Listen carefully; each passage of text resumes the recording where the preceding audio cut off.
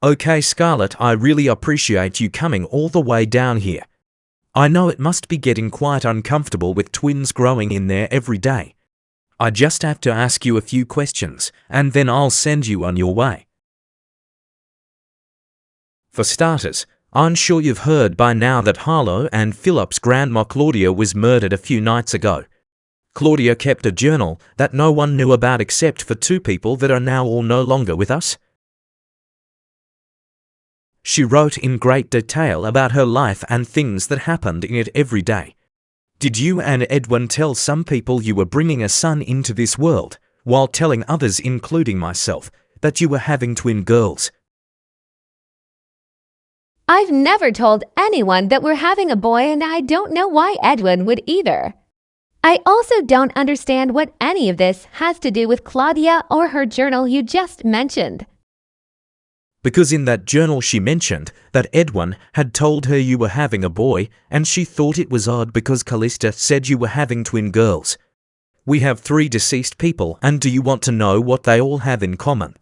The person that last saw them was your husband. So what are you trying to imply?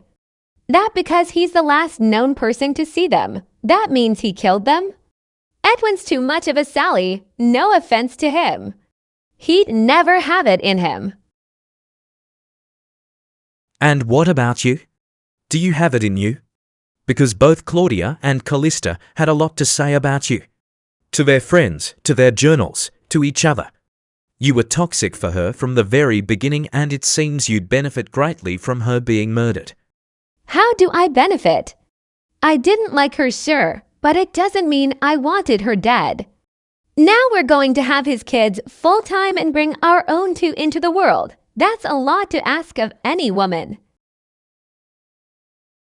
According to Claudia, she was going to fight for custody of the kids. She didn't want Edwin or you to have them full-time, because of everything that happened in the past and the negative effects it had on them. My next question is about you scratching Edwin. What about me scratching him? I didn't know you dragged me down here to talk about our sex life, detective. He was with me the nights of both murders. He's with me every night. When the kids gave their initial statements, they said whoever broke into their grandma's house made them get in the pantry and face the wall. The intruder told Harlow he would kill her if she peeked. How'd your husband know that happened? She didn't say anything, but the smug look she held before disappeared in a blink.